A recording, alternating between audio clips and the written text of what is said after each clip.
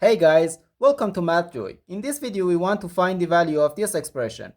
4 minus 4 times 4 minus 4.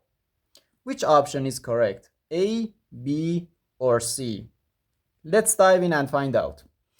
In this expression, we have two subtractions and one multiplication. According to the order of operations, the multiplication has higher priority than subtraction. So first we have to handle this multiplication. 4 times 4 gives us 16. So we have 4 minus 16 minus 4.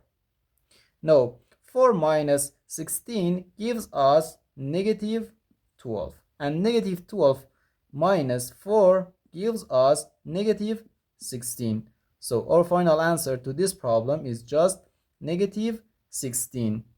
And that means option C is correct.